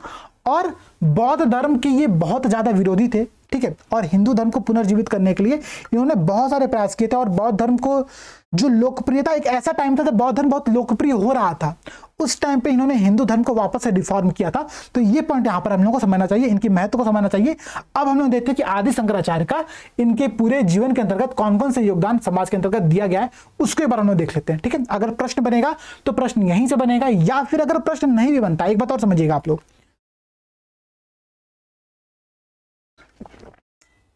ऐसा नहीं है कि आदि शंकराचार्य पर डायरेक्ट प्रश्न ही आ जाए, ठीक है। लेकिन आप इनकी किसी फिलॉसफी का प्रयोग करते हुए, आप इन्हें किसी इनकी बातों का प्रयोग करते हुए आप अपने एथिक्स के आंसर में एग्जाम्पल दे सकते हो। आपको पता है कि एथिक्स का पूरा आंसर में आप जितने एग्जाम्पल, जितने महापुरुषों के वक्तव्य, महापुरुषों के कथन को ऐड करते हो, दार्शनिकों के विचार को ऐड करते हो, उतना आपका आंसर सुंदर होता है, ठीक है। तो आप यहां से कुछ पॉइंट को ऐड कर सकते हो अपने आंसर के अंतर्गत। तो यहां से एक बार समझने का प्रयास करेगा आप लोग कि इन्होंने क्या क्या किया था, ठीक है। इन्होंने पूजा की 6 संप्रदाय प्रणाली को डेवलप किया था, ठीक है, जिसको हम लोग क्या कहते हैं, आप यहां पर देखिए, तो सड़मत कहा जाता है, ठीक है। पूजा की 6 संप्रदाय प्रणाली सिस्टम को डेवलप किया था, सड़मत कहा जाता है। इसके अंतर्गत 5 मुख्य देवता थे, ठीक है, विष्णु, शिव, शक्ति, मुरुगन, गणेश और सूर्य, ठीक है। तो 6 सिस्टम डेवलप किया था, 5 देवताओं को ये पूजते थे, उनको आगे इन्होंने बढ़ाया था। इसके साथ ही साथ 10 नामी संप्रदाय, जो 10 नामी संरचना थी, संप्रदाय था, इसको इन्होंने पुनर्जीवित करके संन्यास परंपरा को और सशक्त बनाया था, ठीक है। आपको पता है कि इनका जन्म स्थान है, उसको हम लोग क्या कहते हैं, मगरमच्छ घाट कहते हैं, ठीक है। मगरमच्छ घाट कहने का जो कारण था मैंने आप लोगों को बताया था कि यहीं पर इन्होंने संन्यास ग्रहण किया था। तो संन्यास की बचपन से प्राथमिकता देते थे, इसलिए इन्होंने 10 नामी संप्रदाय जो है उसको पुनर्जीवित करके संन्यास परंपरा को और मजबूत बनाया था, ठीक है। एक पॉइंट ये हो गया। एक रीजन इनके न्यूज में रहने का एक कारण और है कि जो इनका जन्म स्थान है उसको राष्ट्रीय महत्व का स्मारक घोषित करने का सरकार प्रयास कर रही है। ठीक है, राष्ट्रीय स्मारक घोषित करने का सरकार प्रयास कर रही है। तो हो सकता हो कि आप लोगों को कुछ दिन में न्यूज सुनने को मिले कि इनको राष्ट्रीय स्मारक घोषित कर दिया गया है। ठीक है, अब देखिए, अब भाई ऐसा तो नहीं कि इन्होंने सिर्फ दार्शनिक योगदान दिया था, इन्होंने साहित्य में भी, लिटरेचर में बहुत सारे योगदान दिए थे। अब यहाँ पर देखिए तो सौंदर्य लहरी, ठीक है, सौंदर्य लहरी, शिवानंद लहरी, निर्वाण सलकम जैसे 72 भक्ति परक और ध्यानपूर्ण भजनों की रचना किया था इन्होंने। ठीक है, कौन कौन से भजनों की रचना किया था? तो सौंदर्य लहरी, शिवानंद लहरी, निर्वाण सलकम जैसे 72 भजनों की इन्होंने रचना की थी। ठीक है, इसके साथ ही साथ इन्होंने विवेक चूड़ामणि, आत्मबोध, वाक्य वृत्ति, उपदेश शास्त्री आदि कई सारे सिद्धांतों को इन्होंने अपने यहां पर डेवलप किया था। ठीक है, ब्रह्मसूत्र पर इन्होंने भाष्य लिखा था। ठीक है, ब्रह्मसूत्र की जो समीक्षा थी, इनका ब्रह्मसूत्र भाष्य वो बहुत फेमस भाष्य है, सबसे उपलब्ध पुरानी टीका है ब्रह्मसूत्र के ऊपर।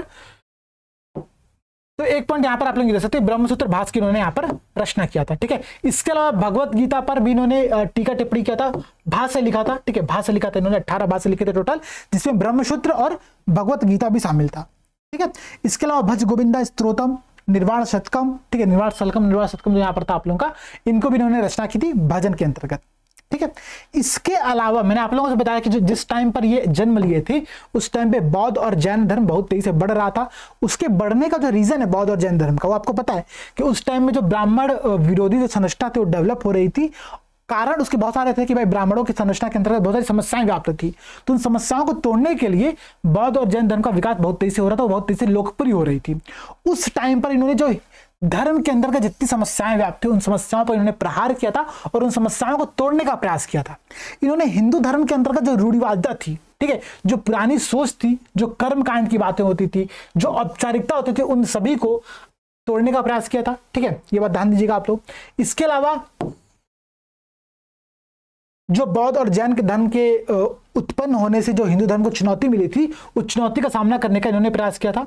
और इनके अनुयायी मुख्य धारा के हिंदुओं के प्रचलित मीमांसा ब्राह्मणवाद से अलग होकर के नए धर्मों में शामिल हो चुके थे। ठीक है, आदि शंकराचार्य का अद्वैत वेदांत भ्रांतियों के उस युग के विरुद्ध दार्शनिक रूप से एक मजबूत प्रतिक्रिया थी। जिन्होंने अद्वैत वाद का जो पूरा सिस्टम दिया था वो बहुत अच्छा सिस्टम था और लोग उससे प्रेरित हो रहे थे। ठीक है, कि भाई ब्रह्म और जो मनुष्य वो सब एक है, कोई अलग अलग चीजें नहीं है, एक ही सत्य है पूरी जगह पर। ऐसे कॉन्सेप्ट को लोग बहुत ज्यादा लोकप्रिय तरीके से अपनाने का प्रयास करने लगे थे। ठीक है, तो हिंदू धर्म वहां पर और तेजी से बढ़ना स्टार्ट हुआ। फिर आपको पता है कि सनातन धर्म के प्रचार के लिए उन्होंने 4 आश्रम की स्थापना किया था, 4 मठों की स्थापना किया था। कहां गया वो आप लोग भाई, 1 मिनट। देखिए, तो हम लोग क्या देख रहे थे कि 4 आश्रम की उन्होंने स्थापना किया था। कहां पर किया था आप यहां पर देख सकते हैं कि जोशीमठ, द्वारका, श्रृंगेरी और पुरी, इन 4 जगहों पर उन्होंने 4 आश्रम की स्थापना की थी, जो कि आज भी प्रमुख तीर्थ स्थल भारत के अंतर्गत माने जाते हैं। ठीक है, और हम लोग कहते हैं ना 4 आश्रम की यात्रा करनी, 4 धाम की यात्रा करने निकलना है, तो वो यहां पर शामिल होता है। उसका महत्व आज तक व्याप्त है। ठीक है, इसके अलावा अगर आप यहां पर देखोगे दोस्तों तो अन्य बहुत सारी चीजें शंकराचार्य के द्वारा और की गई थी। जैसे जो इनका अद्वैत वेदांत का पूरा सिस्टम है, इसमें इन्होंने कहा कि ब्रह्म के अतिरिक्त संसार का कोई पृथक अस्तित्व नहीं है। ठीक है, संसार ब्रह्म के अतिरिक्त कुछ और चीजें नहीं है, आत्मा ब्रह्म सब एक है। ठीक है, जो रचनात्मक ऊर्जा मनुष्य के अंतर्गत होती है वो ब्रह्म का ही स्वरूप है, ब्रह्म का ही एक प्रकार है। ठीक है, तो दोनों में कोई अंतर नहीं है। ब्रह्म सत्यम जगत में था, जीवो ब्रह्मेव नापरा, इसका जो इन्होंने कॉन्सेप्ट दिया था वो कॉन्सेप्ट भी बहुत अच्छा कि ब्रह्म ही एकमात्र सत्य है। और बहुलता का संसार, अगर आप सोचते हो कि संसार में बहुलता है तो वो आपकी एक त्रुटि, वो आपकी एक कमी है। ठीक है, जीवात्मा जो है, जो जीव की आत्मा है, वो ब्रह्म से अलग नहीं हो सकती है। ये बात इन्होंने यहां पर कही थी। ठीक है, और इन्होंने कहा था कि जो धारणा, जो मिथ्या है, उसमें त्रुटि और अज्ञानता के कारण से ही हमको बहुलता के होने का आभास होता है। अगर हम भगवान को और मनुष्य को एक नहीं मान पाते तो इसका कारण क्या है कि हम अज्ञान है। भाई देखिए, इनका कॉन्सेप्ट बहुत क्लियर था। ठीक है, अगर आप समझ नहीं पा रहे उसका मतलब क्या कि आप अज्ञान हो, सिंपल सी बात है, यहाँ पर नो बकवास। ठीक है, तो आदि शंकराचार्य ने ये बात यहाँ पर कही थी। और आदि शंकराचार्य ने संसार से मुक्त होने के बहुत सारे रास्ते बताए थे। तो अगर आपसे इन पर प्रश्न पूछता है इसके अंतर्गत, तो आप इनके ये जितने भी कार्य हमने डिस्कस किया था, इन्होंने लिटरेचर को लेकर क्या किया था, इन्होंने हिंदू धर्म को लेकर क्या किया था, इन्होंने अद्वैतवाद का सिस्टम को लेकर क्या चीजें की थी, इन सभी बातों को यहाँ पर आप कोट कर सकते हो। हिंदू धर्म में रूढ़िवादिता को तोड़ने के लिए इन्होंने जो प्रयास किया था, उन प्रयासों को यहाँ पर आप लोग बता सकते हो। ठीक है, बाकी आज का जो हमारा लास्ट टॉपिक है वो मेटावर्स। ठीक है, देखिए मेटावर्स का पूरा टॉपिक हमने साइंस एंड टेक के ध्रुव बैच की क्लास के अंतर्गत समझा था। मेटावर्स क्या है, मेटावर्स क्यों है, मेटावर्स की आवश्यकता क्या है, फेसबुक का नाम मेटा क्या है, ये सब चीजें जो हमने वहां पे डिस्कस की थी, वो चीजें यहाँ पर हम डिस्कस वापस से नहीं करेंगे। ठीक है, मैं समझता हूँ कि आप लोगों के पास समय कम है, इसलिए समय के महत्व को हम लोगों को समझना है। चीजों को रिपीट करने से बिल्कुल फायदा नहीं है। अगर आप लोगों ने ध्रुव बैच का नोट्स बनाया होगा और अगर आप लोगों ने मेटावर्स के उस टॉपिक को नोट्स बनाया होगा तो वहां से आप लोग एक बार उस टॉपिक को देख लेना, रीड कर लेना, आप लोगों का पूरा कॉन्सेप्ट क्लियर होगा। ठीक है, अब समझिएगा आगे। ये मेटावर्स का जो एथिक्स पर, जो मेटावर्स के जो एथिकल पॉइंट ऑफ व्यू से जो प्रश्न उठ रहा है ना, वो प्रश्न उठने के दो कारण है। अभी रिसेंट में घटना घटी थी, मुझे एग्जैक्टली याद नहीं आ रहा है, एक मैंने पिछले क्लास में उसको चर्चा किया था। ठीक है, वो जो घटना घटी थी, घटना ये हुआ था कि कोई एक मेटावर्स के अंतर्गत डेवलपमेंट की एक टीम के शामिल एक सदस्य थी, महिला थी। ठीक है, उस महिला ने, उसका जो अवतार था वो मेटावर्स के अंतर्गत गया था। ठीक है, मेटावर्स होता क्या, अगर मैं सिंपल अर्थ में बता दूं आप लोगों को, यहाँ पर जो लोग पहली बार क्लास को देख रहे होंगे वो समझने का प्रयास करेगा। मेटावर्स एक वर्चुअल यूनिवर्स है। ठीक है, यूनिवर्स हम जिसमें हम लोग रहते हैं, उसका जो वर्चुअल रूप है जहां पर आप जा नहीं सकते हो। अगर आपने गेम खेला होगा, जो गेम्स होते हैं बहुत सारे, पबजी और ये सारे अन्य गेम जो होते हैं, उन गेम के अंतर्गत क्या होता है कि जो व्यक्ति होता है, जो खेल रहा होता है, वो उसका एक अवतार उस गेम के अंतर्गत जाता है और वहां पर गेम को खेल रहा होता है। लेकिन उस गेम का दायरा सिर्फ उस गेम तक होता है। लेकिन जो मेटावर्स है, जो मेटावर्स की पूरी संकल्पना है, वो सिर्फ वहां तक सीमित नहीं है। मेटावर्स की संकल्पना के अंतर्गत सिर्फ आप गेम नहीं खेलो, वहां पर आप रह सकते हो, वहां पर आप काम कर सकते हो, वहां पर आप पढ़ाई कर सकते हो, वहां पर आप बाकी अन्य सारे काम कर सकते हो। आप मार्केट में जाकर के, किसी मॉल में जाकर के सामान खरीद सकते हो, आप अपनी शादी को कर सकते हो। अब रिसेंट में एक एग्जांपल देखने को मिला था कि तमिलनाडु के एक कपल थे, उन कपल्स ने, चूंकि कोविड के टाइम पर, या फिर मुझे याद आ रहा है कि उनके पिता की डेथ हो चुकी थी। ठीक है, तो उनका मन था कि उनके पिता भी शादी में आए, तो उन्होंने जो रिसेप्शन किया था, जो शादी की वजह उन्होंने रिसेप्शन किया था, रिसेप्शन के अंतर्गत दुल्हन के जो पिता थे वो मेटावर्स के एक अवतार के फॉर्मेट में वहां पर शामिल होते हैं उस पूरे रिसेप्शन में। तो ये सारी घटनाएं मेटावर्स के अंतर्गत हो सकती है। ठीक है, हुआ क्या था, जो केस में आप लोगों को बता रहा था कि उसके अंतर्गत जो महिला थी, जब वो मेटावर्स में उसका अवतार गया था, तो वहां पर उसके साथ सेक्सुअल हरासमेंट किया गया था। ठीक है, वो एक प्लाजा में काम करने जाती है, सामान खरीदने जाती है, और वहां पर उसका हरासमेंट होता है। तो अब समस्या ये उत्पन्न होती है कि मेटावर्स के अंतर्गत अगर ऐसी घटनाएं बढ़ेंगी, और मेटावर्स चूंकि हर व्यक्ति तक उसकी पहुंच सुनिश्चित होगी, हर व्यक्ति उसके अंतर्गत जाएगा, तो क्या उस पर निगरानी के लिए हमको कुछ कानून नहीं बनाना चाहिए? क्या उसकी नैतिकता, उस पूरे सिस्टम के अंतर्गत हमको एक ऐसा समाज नहीं क्रिएट करना चाहिए जो कि नैतिक हो, जहां पर अनैतिक कृत्य को हम परमिशन न दे रहे हो? ठीक है, तो ये दो एग्जांपल्स आप लोग समझिएगा। एक एग्जांपल क्या हो गया कि तमिलनाडु के एक कपल से, ठीक है, उन्होंने अपनी शादी के अंतर्गत मेटावर्स का प्रयोग किया, रिसेप्शन उन्होंने मेटावर्स प्लेटफॉर्म पर दिया था, जहां पर दुल्हन के पिता जिनकी मृत्यु हो चुकी थी वो भी वहां पर शामिल होते हैं। ठीक है, एक एग्जांपल ये हो गया। अगर मेटावर्स पर प्रश्न आता है आप लोगों के सामने तो आप इस एग्जाम्पल का प्रयोग कर सकते हो। अगर मेटावर्स की चुनौतियों, समस्याओं पर प्रश्न आता है तो आप एग्जाम्पल ये दे सकते हो कि मेटावर्स में होता क्या कि एक महिला जाती है, वहां पर उसकी सेक्सुअल हरासमेंट घटना होती है, और ये रियल इंसिडेंट है। ठीक है, एक डेवलपर थी, वो वहां पर टेस्टिंग करने के लिए गई हुई थी, और उनके साथ वहां पर, दरअसल देखिए, समझिएगा, फिर समझिएगा, कंफ्यूज बिल्कुल नहीं होना है। ऐसा नहीं कि फिजिकल फॉर्मेट में वो वहां पर उनके साथ हुआ, लेकिन जो वर्चुअल फॉर्मेट में हुआ भी, जिन अवतारों ने वहां पर किया होगा, अवतार कहा था इसमें जो मेटावर्स के अंतर्गत शामिल होते हैं। ठीक है, जैसे हमारा आपका कुछ नाम होगा, लेकिन मेटावर्स के अंतर्गत अवतार कहा जाता है उसको। ठीक है, तो उस अवतार, वहां पे 3-4 अवतार और थे कुछ लोगों के, उन अवतारों ने वहां पर उनके साथ ये हरासमेंट किया था। ठीक है, तो आप दोनों पॉइंट समझिए। एक मेटावर्स का अच्छा पक्ष है जो कि फैमिली में इमोशनल सपोर्ट दे रहा है। एक व्यक्ति जिसकी मृत्यु जाती है वो भी अपनी बेटी के विवाह में शामिल होता है, ये इमोशनल सपोर्ट है। दूसरी समस्या क्या है? समस्या ये कि भाई मेटावर्स के कारण से कुछ घटनाएं घट सकती जो कि अनैतिक हो। इन पर हम नियंत्रण कैसे लगाएंगे, ये प्रश्न बहुत इंपॉर्टेंट है और इसको हम लोग समझने की आवश्यकता है यहाँ पर। ठीक है, तो देखिए कुछ पॉइंट अगर यहाँ पर मैं आप लोगों को बताऊं, मेटावर्स को लेकर के चुनौतियां क्या क्या उत्पन्न हो रही हैं, इनके नैतिक पहलू पर चर्चा करने की आवश्यकता क्यों महसूस हुई हम लोग को, तो आप यहाँ पर देख सकते हैं। ठीक है, दरअसल जो 7 घटक है, इस पर ये सब बेसिक इन्फॉर्मेशन है, ये पीडीएफ में आप लोग को वहां पर दे दूंगा अपनी क्लास के अंतर्गत, ध्रुव बैच के अंतर्गत, तो आप लोग वहां से लेकर के पढ़ सकते हैं। ठीक है, अब चीजों को समझिएगा। मेटावर्स के द्वारा सोशल मीडिया संबंधित समस्याओं गंभीरता में बढ़ोतरी हो रही है। समस्याएं जो बढ़ रही है उसके कारण क्या क्या है? पहले जो कारण है ये दोस्तों ये है कि जो व्यक्ति, अगर मैं कहूं सिंपल सा, युवा, क्योंकि युवा ही इस फील्ड में ज्यादा पार्टिसिपेट करें, आगे बढ़ रहे हैं, तो युवा अगर वो आभासी दुनिया में पार्टिसिपेट कर रहा है तो एक समस्या ये उत्पन्न हो रही है कि आभासी दुनिया में जाने के बाद से, वर्चुअल यूनिवर्स में जाने के बाद से उसका रियल यूनिवर्स से कटाव उत्पन्न हो जा रहा है। ठीक है, रियल यूनिवर्स से वो बिल्कुल अलग हो जा रहा है, और अलग होने के कारण से उसके अंतर्गत मानसिक तनाव, व्यसन, चिंता और शादी, सारी समस्याएं वहां पर डेवलप हो रही है। ठीक है, आपने रिसेंट का एग्जांपल देखा होगा, कानपुर की घटना थी जहां पर एक बालक, ठीक है, हालांकि उस घटना के पीछे बहुत सारे अन्य स्टोरीज भी थे। ठीक है, मैं उन सभी स्टोरीज को यहाँ पर इग्नोर कर रहा हूं। मैं जो हमारा यहाँ पर जिस पॉइंट को समझने का प्रयास कर रहे हैं उसकी तरफ से सोचते हैं हम लोग, तो वो बालक गेम में, ऑनलाइन गेमिंग में बहुत ज़्यादा डूबा हुआ था, ठीक है। उसकी माता जी उसको रोकने का प्रयास करती हैं, वो उनको वहाँ पे गोली मार के उनकी हत्या कर देता है, ठीक है। और 2 दिन तक डेड बॉडी से उसी रूम में बैठा रहता है, घर में बैठा रहता है। ये समस्या क्यों उत्पन्न हो रही है कि मानसिक अवसाद ज़्यादा बढ़ रहा है, मेंटल डिप्रेशन बढ़ रहा है, और जो समाज से जुड़ाव है वो जुड़ाव की भावना वहाँ पर समाप्त हो रही है। तो अगर हम मेटावर्स को कंट्रोल नहीं करते तो एक समस्या ये उत्पन्न हो सकती है कि जो युवा है वो आभासी दुनिया में ज़्यादा बिजी हो जाएगा, ठीक है। सहनशीलता उसकी कम हो जाएगी, आत्मविश्वास डाउन हो सकता है। हालांकि ठीक है, ये बात आप लोग यहाँ पर समझिएगा।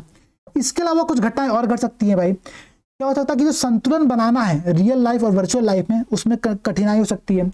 जो आभासी अर्थव्यवस्था है, ठीक है, जो वर्चुअल इकोनॉमी बनेगी मेटावर्स के अंतर्गत, जैसे कि NFT, अगर मैं NFT का एग्जांपल आप लोगों को दूं तो नॉन फंजिबल टोकन जो होता है, नॉन फंजिबल टोकन क्या होता है भाई? ये एक ऐसी चीज जो कि डिजिटल फॉर्मेट में है, उसको भी हम खरीद बेच रहे हैं, उसकी वैल्यू अब स्थापित कर रहे हैं हम लोग। तो ऐसे सिस्टम से, और जो RBI करेंसी है, जो लोकल किसी सेंट्रल बैंक के द्वारा अप्रूव्ड करेंसी है, इन दोनों में लेकर के चैलेंजेस को लेकर के, सत्ता को लेकर के समस्या उत्पन्न हो सकती है, ठीक है। तो एक समस्या ये है भाई कि इन दोनों चीजों में संतुलन बनाना बहुत मुश्किल हो गया है, और संतुलन हम लोग बनाएं कैसे, ये समस्या का विषय है। इसके लिए हम लोग को समझना ये चाहिए दोस्तों कि हम लोग को एक ऐसा सिस्टम चाहिए, ऐसा एक पूरा मार्गदर्शक कॉन्सेप्ट चाहिए जो कि दोनों जगह पर, ठीक है, मेटावर्स के अंतर्गत भी और रियल यूनिवर्स के अंतर्गत भी एक सामंजस्य स्थापित कर सके। हालांकि एक बात और समझिएगा, ऐसा बिल्कुल नहीं है कि जो नॉर्मल समाज के सिद्धांत होंगे, जो यहाँ के लोकल सिद्धांत होंगे, हमारे समाज के सिद्धांत होंगे, वो मेटावर्स के अंतर्गत भी उसी प्रकार से लागू किया जा सकते, नहीं। उसको वहां पर हम लोग को थोड़ा चेंज करना पड़ेगा। लेकिन हाँ, हम लोग को एक ऐसा सिस्टम मेटावर्स के अंतर्गत बनाना चाहिए जो कि समावेशी हो, हर व्यक्ति को साथ लेकर के चल रहा हो आगे।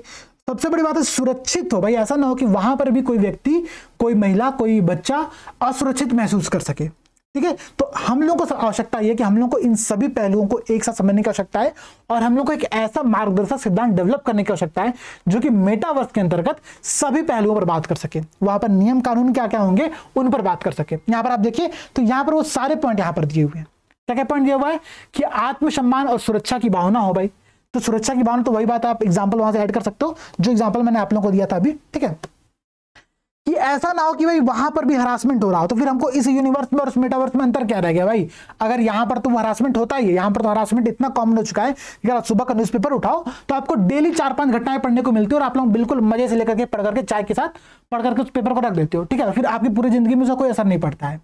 तो इस यूनिवर्स में तो समस्याएं कॉमन है ही हैं, लेकिन अगर वर्चुअल यूनिवर्स में भी समस्याएं व्याप्त होती है तो उसको हम लोग को रोकने के लिए अभी से पहले करने की आवश्यकता है। सबसे पहला कार्य क्या करना चाहिए कि आत्मसम्मान और सुरक्षा की जो भावना है उसको वहां पर डेवलप करना चाहिए, उसको लेकर के कानून बनाना चाहिए। एक काम हम लोग ये कर सकते हैं, जो इमोशनल इंटेलिजेंस है, भावनात्मक बुद्धिमत्ता है, उसका प्रयोग करें हम लोग, ठीक है। और जो भी वहां पर समस्याएं उत्पन्न हो रही है उसको रोकने का प्रयास करें। ऐसा ना हो कि वास्तविक जीवन में व्यक्ति एकदम गायब हो जाए और सिर्फ वहां पर शामिल रहे। तो यहां के अनुभव और वहां के अनुभव दोनों को मिलाते हुए हम लोग को आगे बढ़ने की आवश्यकता है। दूसरी बात भाई कि कोई भी व्यक्ति अगर जा रहा है तो वहां पर भी दूसरों का उसी प्रकार सम्मान कर सके, डिजिटल शिष्टाचार की भावना हो सके, ठीक है। जैसे हम लोग आज मिलते हैं, ठीक है, तो क्या करते हैं, नमस्ते, जय हिंद, ठीक है, राम राम, जो भी चीज हम लोग यहाँ पर कहते हो, क्यों कहते हैं? हम लोग शिष्टाचार व्यक्त कर रहे होते हैं। तो डिजिटल दुनिया में भी अगर व्यक्ति वहां पर मिले तो एक शिष्टाचार को व्यक्त कर सके, इसके लिए हमको कुछ नियम बनाने पड़ेंगे, कुछ कानून बनाने की आवश्यकता होगी, ठीक है। साथ ही साथ हर उपयोगकर्ता, जो हर मेटावर्स का यूजर होगा, वो दूसरे यूजर के सम्मान कर सके, उसको वहां पर समावेशी इंक्लूसिव डेवलपमेंट की हम लोग बात कर सके, ये बहुत इंपॉर्टेंट है, ठीक है। आप यहाँ पर देखो तो समानता का अधिकार होना चाहिए भाई, कि हर व्यक्ति को मेटावर्स के अंतर्गत वो सारी सुविधाएं मिले जो किसी व्यक्ति को मिल सकती हैं, ठीक है। ऐसा ना हो कि किसी के पास डिजिटल डिवाइड बहुत ज्यादा है, वो वहां पर शामिल ही नहीं हो पा रहा है। तो 2 पॉइंट बनते हैं इस पूरे मार्गदर्शक सिद्धांत के अंतर्गत। आप यहाँ पर देखिए तो 2 पॉइंट बनते हैं। एक पॉइंट बनता है आपका जो नैतिक कौशल की बात करता है, ठीक है। नैतिक कौशल क्या हुआ कि दूसरों को सम्मान देना, दूसरों को शिष्टाचार व्यक्त करना, दूसरों की जो एरिया है उसका सम्मान करना, दूसरे के पूरे क्षेत्र का सम्मान करना। साथ ही साथ कुछ सार्वभौमिक अधिकार भी हैं कि समानता का अधिकार हो, ठीक है, स्वतंत्रता का अधिकार हो, कि प्लेटफॉर्म अगर कोई प्लेटफॉर्म बनता तो उस प्लेटफॉर्म का उपयोग हर यूजर कर सके, ठीक है। निजता का अधिकार हो, ऐसा ना हो जिसको सिर्फ पैसा वही यूज कर पा रहा हो। निजता का अधिकार क्या चाहिए भाई हमको, कि ऐसा ना हो कि उस प्लेटफॉर्म का गलत उपयोग हो रहा हो और वहां से जो पर्सनल इंफॉर्मेशन है उसको चुराया जा रहा हो, ठीक है। सुरक्षा का अधिकार बन सके हम लोगों को।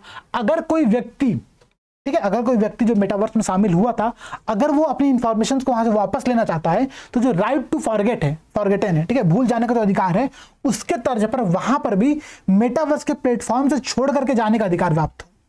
ये सारे पॉइंट अगर आप अपने आंसर में लिखते हो, ठीक है, और 2 फॉरेन बनाकर लिख सकते हो कि भाई मार्गदर्शक सिद्धांत के अंतर्गत हमको नैतिक कौशल और जो सार्वभौमिक अधिकार है, इन दोनों पर बात करने की आवश्यकता है, तो आपका आंसर यहां पर कंप्लीट होगा।